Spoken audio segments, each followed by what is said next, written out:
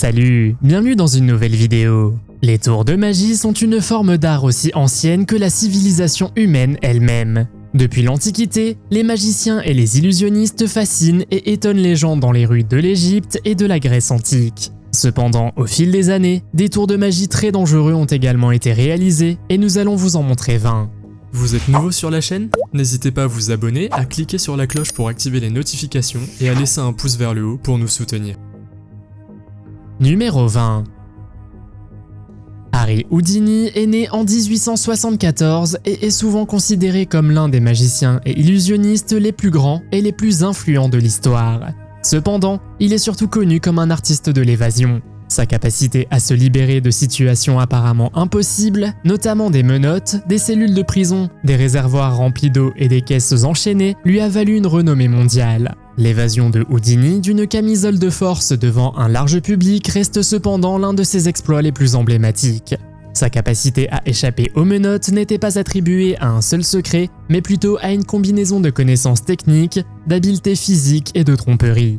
Tout au long de sa vie, Harry a collectionné et étudié les serrures, renforçant ainsi son expertise dans l'art de l'évasion. Dans une démonstration du magicien masqué, il est expliqué comment Houdini doit se libérer d'une camisole de force sécurisée et scellée par des assistants. Avec moins d'1 minute à perdre, il doit se dégager. Cependant, le magicien non seulement s'échappe de la camisole de force, mais apparaît également à un endroit différent de l'entrepôt. Le secret de l'évasion réside dans la technique du magicien. Tout en étant attaché à la camisole de force, il garde ses bras raides et éloignés de son corps, lui laissant suffisamment de jeu pour éventuellement se libérer. Une fois à l'intérieur de la caisse, le magicien enfile une combinaison noire identique à celle portée par ses assistants qui est dissimulée. Par une trappe au fond de la caisse, il s'échappe inaperçu. Pour compléter le déguisement, il met une casquette assortie avec de longs faux cheveux, se fondant ainsi efficacement dans la masse de ses assistants. Numéro 19. Lorsque les invités apparaissent dans l'émission de fin de soirée de Jimmy Kimmel, ils n'avalent généralement pas de grenouilles. Pour la plupart des gens, avoir une grenouille dans la bouche est un cauchemar. Beaucoup de choses peuvent mal tourner, comme s'étouffer, sans parler de l'épreuve que traverse la pauvre grenouille. De plus, vous pouvez réellement tomber malade à cause de celle-ci. Alors comment l'illusionniste de renommée mondiale David Blaine fait-il cela ? Eh bien, cela s'appelle la régurgitation contrôlée, une compétence fascinante qui nécessite des années d'entraînement intensif. David Blaine, connu pour ses exploits extraordinaires, a révélé qu'il avait eu l'idée de Harry Houdini.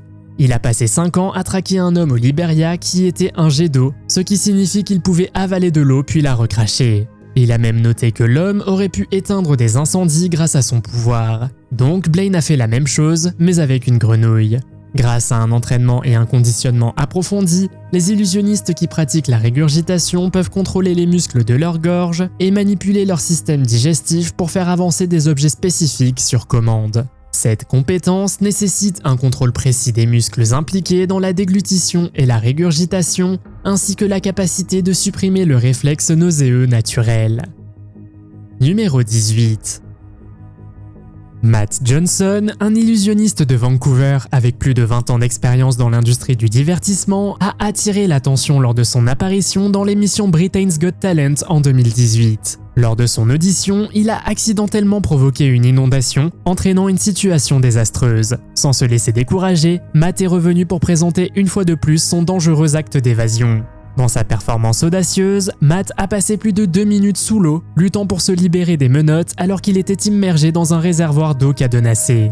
Il avait passé 2 ans à maîtriser l'art de retenir sa respiration, démontrant ainsi son dévouement à son métier. Dans cette astuce, il portait une camisole de force en métal avec 3 mèches autour de la poitrine et était ensuite enfermé dans une caisse remplie d'eau. Bien qu'il ait dépassé la limite de temps de sa zone de sécurité, Matt a demandé de toute urgence l'aide d'un ambulancier pendant cet acte intense. La performance époustouflante a laissé Simon Cowell sous le choc. Avant de commencer son numéro, Matt a ouvertement reconnu le risque important impliqué et a décrit l'expérience comme l'enfer sur Terre. Malheureusement, Matt ne s'est pas qualifié pour la finale en direct, mais en repensant à sa performance, il a admis que c'était la mort la plus proche qu'il ait jamais connue.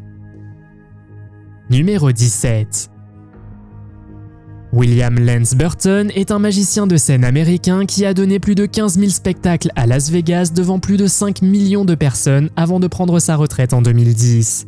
Dans ce prochain tour de magie, il a décidé de s'enchaîner à des montagnes russes. Mais vous vous demandez peut-être comment a-t-il réussi à faire cela et survivre? William s'est enchaîné au Desperado Roller Coaster à Las Vegas. C'était en 2000, lorsque la Desperado était la montagne russe la plus rapide et la plus haute de ce type dans le monde.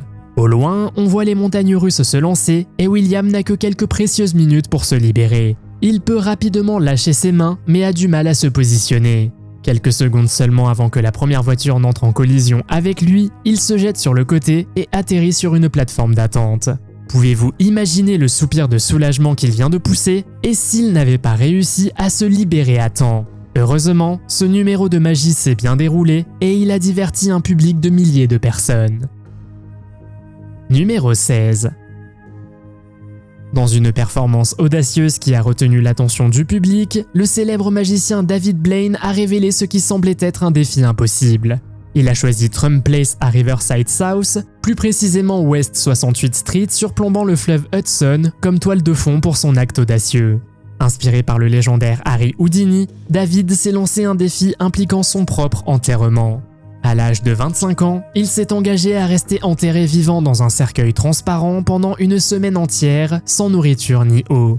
De plus, son cercueil a également été enterré sous 6 tonnes d'eau. Pour se préparer à cet exploit formidable, il s'est abstenu de manger des aliments solides pendant 2 semaines complètes. Afin de rester en vie, il comptait uniquement sur l'eau et veillait à ce que ses fonctions corporelles soient minimisées. Pendant ce temps, l'oxygène était soigneusement régulé par les ouvertures situées au-dessus de sa tête. Pour maintenir l'intégrité de l'acte, il a décidé de ne pas se cacher pendant les moments nécessaires. Au lieu de cela, il a utilisé un cathéter. Numéro 15. Attraper une balle avec la bouche ressemble à une fiction, mais c'est l'une des illusions les plus anciennes et les plus célèbres de tous les temps. Et si vous savez comment se déroule cette astuce, vous vous rendrez compte que ce n'est pas aussi dangereux qu'il y paraît à première vue. Pour les magiciens cependant, c'est l'occasion de mettre en valeur leurs compétences, tant en précision qu'en survie. Pour commenter cet acte mettant sa vie en danger, le magicien commence par charger soigneusement le pistolet avec de la poudre à canon et place la balle dans le canon en la fixant fermement. Afin de confirmer l'authenticité de l'arme à feu, un coup d'essai est tiré. Il est important de noter que le magicien masqué n'est pas assez stupide pour risquer sa vie en tentant d'attraper une balle avec ses dents. Cependant, dans cet acte spécifique, le magicien n'utilise pas de véritable arme à feu. Bien qu'il semble qu'il charge le canon de poudre à canon, ce n'est qu'une illusion. L'arme ne tire jamais de munitions, car derrière les coulisses, hors de vue, se cache un mécanisme astucieusement caché, alimenté par une batterie. Ce mécanisme crée une petite explosion à l'extrémité du canon lorsque la gâchette est enfoncée, créant ainsi l'illusion d'une balle tirée. Numéro 14. Penn et Teller sont des magiciens renommés qui ont été reconnus pour leur inclusion dans la liste des 50 meilleurs tours de magie. L'une de leurs performances les plus célèbres est The Truck Trick, mettant en vedette un gros camion marqué bien en évidence de l'avertissement « N'essayez pas cela à la maison ». L'acte commence avec Taylor allongé sur le dos sous les énormes pneus, tandis que l'autre artiste se charge de conduire le camion. Alors que la tension monte progressivement, les pneus du camion roulent alors sur Taylor. Mais il n'est pas écrasé. Vous vous demandez peut-être comment fait-il cela.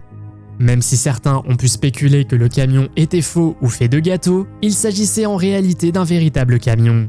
Le côté du camion où se trouvait Taylor a été rendu en apesanteur en déplaçant tout le poids du camion de l'autre côté des pneus. Cela garantissait que le camion n'exerçait aucune pression du côté où se trouvait Taylor. De plus, les pneus de son côté étaient légers et incapables de causer des dommages. Ils ont été soigneusement conçus pour être soulevés et contrôlés afin de pouvoir passer sur le corps de Taylor sans exercer de poids ni de pression. Numéro 13. L'ambition de Nick Wallenda de traverser les vastes chutes du Niagara a été semée alors qu'il n'avait que 5 ans. À l'âge de 44 ans, il détenait à son actif 11 records du monde Guinness. Cependant, il n'a pas été le premier à tenter un exploit similaire, puisque Charles Blondin a franchi une corde de 335 mètres en 1859. Mais Nick a été le premier à réussir la traversée insaisissable des chutes du Niagara. Le 15 juin 2012, Nick s'est lancé dans son voyage audacieux, plaçant un pied devant l'autre sur le fil de 457 mètres et commençant sa marche audacieuse du côté des États-Unis. Après seulement 25 minutes, il a réussi à traverser la frontière et à atteindre le côté canadien, laissant plus de 9 millions de Canadiens impressionnés. Ces millions de personnes ont suivi ce moment historique lors d'une retransmission en direct. Sous ses pieds se trouvait également une foule de 150 000 personnes. Nick a mentionné plus tard que la brume dense nuisait à sa visibilité et rendait difficile la concentration sur le mouvement du câble sous ses pieds. Numéro 12. Le 27 novembre 2000, David Blaine a réalisé une performance audacieuse connue sous le nom de Frozen in Time.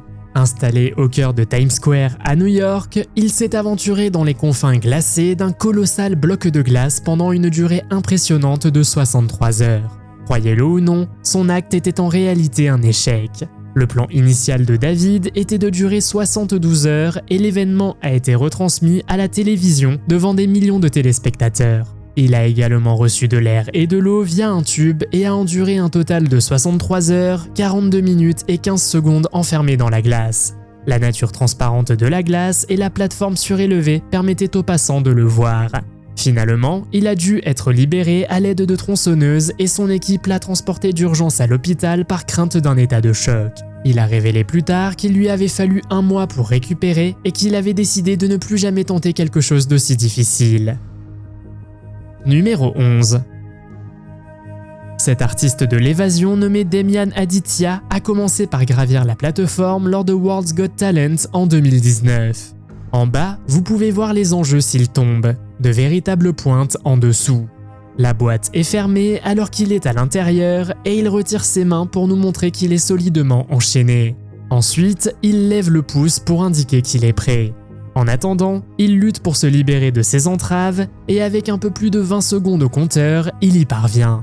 Les juges étaient tous choqués, craignant que quelque chose ne se soit réellement passé. Et voilà, le caméraman à côté de la table des juges est Demian lui-même. Numéro 10. James Moore est un illusionniste qui est apparu dans l'émission Britain's Got Talent où il a réalisé un tour de magie connu sous le nom de lit de pointe. L'astuce est la suivante, les assistants le placent sur un lit d'épée et l'y suspendent. Quelques secondes plus tard, une épée semble traverser son corps, stupéfiant tout le monde dans le public et les téléspectateurs à la maison. Mais quel est le secret de cette astuce? Il avait un support caché dans ses vêtements où s'insère l'épée.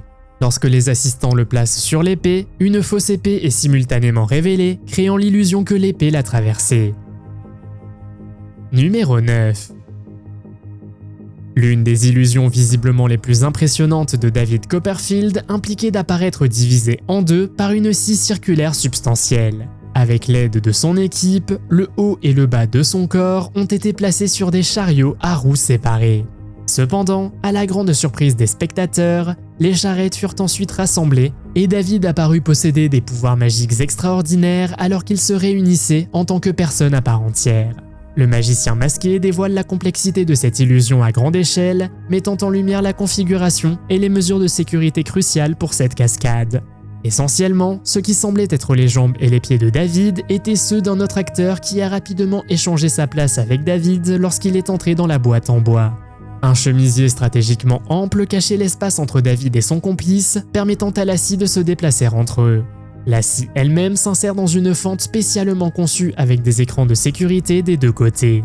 De nombreux ajustements subtils et précautions de sécurité ont été intégrés à l'astuce pour garantir une exécution fluide.